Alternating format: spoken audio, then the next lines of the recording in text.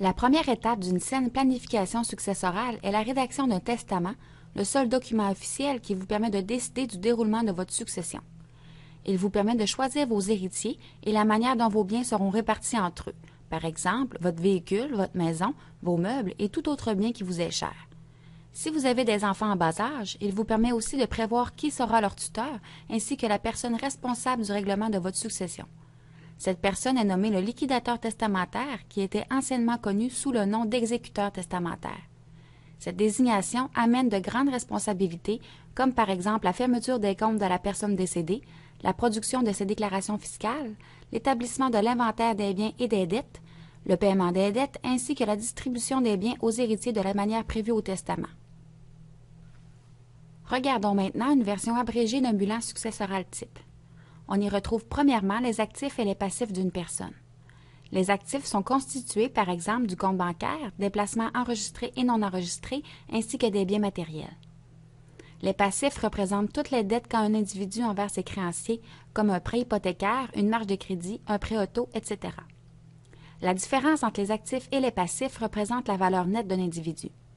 On trouvera ensuite la valeur successorale, c'est-à-dire la valeur des biens laissés aux héritiers, en ajoutant les différentes prestations que l'individu obtiendra après sa mort et en soustrayant les dépenses consécutives au décès. Tenir votre bilan successoral à jour facilitera grandement la tâche du liquidateur de votre succession le moment venu. Regardons maintenant plus précisément les éléments à considérer dans les différentes sections du bilan. Tout d'abord, explorons certaines considérations fiscales qui doivent être prises en compte lors du transfert des fonds d'un REER et d'un CELI aux héritiers. Pour ce qui est du legs d'un REER, la règle générale stipule que la valeur du REER, ou du FER dans certains cas, au moment du décès doit être incluse dans le revenu du défunt et imposée dans l'année du décès. Comme ce revenu s'ajoute aux autres revenus de la personne décédée, il est probable que la totalité ou une grande partie du REER soit imposée à un taux relativement élevé. Par contre, si votre objectif était de léguer les fonds de ce compte à un conjoint, sachez qu'il existe une stratégie fiscale qui consiste à lui faire un roulement de votre REER. De cette manière, l'impôt à payer sera reporté jusqu'au retrait des sommes du REER par le conjoint. Bien entendu, d'autres stratégies fiscales peuvent être envisagées, mais nous ne les aborderons pas ici. Pour ce qui est du CELI, la règle générale veut que les sommes qui ont été accumulées dans ce compte avant le décès demeurent non imposables. Par contre, tous les revenus et les gains en capital qui seront générés après le décès seront sujets à l'impôt. En d'autres mots, suite au décès d'un titulaire d'un CELI, ce compte devient un compte de placement non enregistré ordinaire. Sachez cependant que si le bénéficiaire de votre CELI est votre conjoint, il est possible pour ce dernier de transférer tout ou partie des fonds dans son propre CELI, et ce sans que cela n'affecte sa propre limite de cotisation.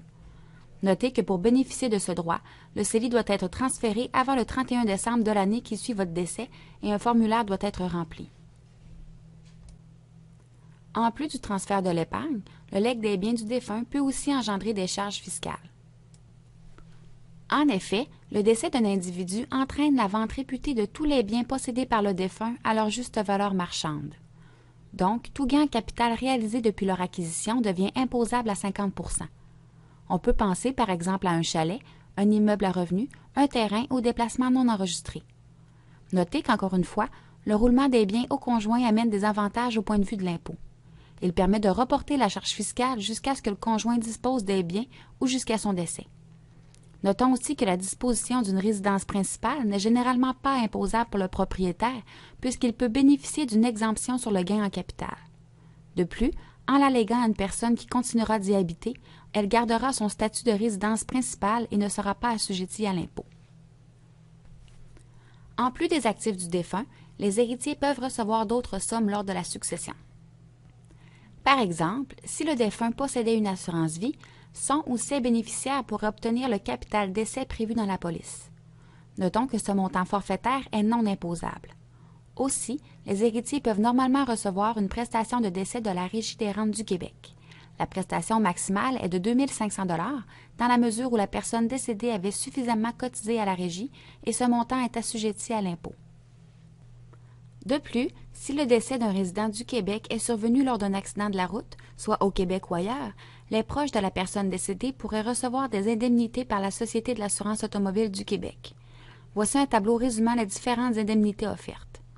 On peut voir, par exemple, que le conjoint du défunt pourrait recevoir un montant forfaitaire variant entre 62 646 $ et 320 000 $, dépendamment de la date du décès, de l'âge de la victime et de son revenu brut.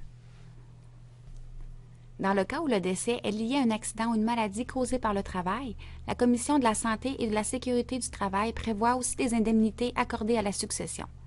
Par exemple, un enfant mineur pourrait recevoir de la CSST un montant de 484 $ à tous les mois, et ce jusqu'à ce qu'il soit majeur. Finalement, combien doit-on s'attendre à débourser pour les frais funéraires? En ce qui concerne les dépenses consécutives au décès, voici un tableau présentant une estimation de ceux-ci. Les coûts reliés au transport du corps se situent entre 250 et 300 $. Le coût de l'embaumement est de 700 à 1000 $, l'exposition et la cérémonie sont de 2300 à 5000 $ et ainsi de suite. Comme on peut le voir par ces exemples, les frais funéraires peuvent augmenter assez rapidement. On peut facilement s'attendre à payer au total un montant entre 10 000 $ et 20 000 $. N'oubliez pas non plus que ces coûts augmenteront avec l'inflation. En plus des dépenses consécutives au décès, n'oubliez pas qu'il y aura également l'impôt du défunt à payer ainsi que ses dettes. Ces derniers doivent être remboursés avant le partage de la succession aux héritiers. Mais qu'arrive-t-il si les dettes du défunt sont trop élevées comparativement à l'argent et aux biens reçus par la succession? Dans une telle situation, il existe des créances dites prioritaires selon la loi. Parmi celles-ci, on retrouve les frais de justice et les dépenses faites dans l'intérêt de la succession, la créance d'un vendeur de biens meubles personnels, la créance de celui qui peut retenir un bien en attente du paiement, comme un garage pour des réparations non payées, les impôts, les taxes scolaires et municipales. Par la suite, s'il reste des créanciers qui n'ont pas été payés, le liquidateur peut les contacter afin d'élaborer une proposition de paiement. Il doit ensuite faire homologuer la proposition par un tribunal. Dans le cas où le liquidateur trouve que la succession ne contient pas assez de fonds pour payer les dettes du défunt, les héritiers ont le droit simplement de refuser la succession. Cette renonciation est une décision définitive et devra être signée devant un notaire. Les héritiers ont un délai de 6 mois après le décès pour refuser, sinon la succession sera présumée acceptée.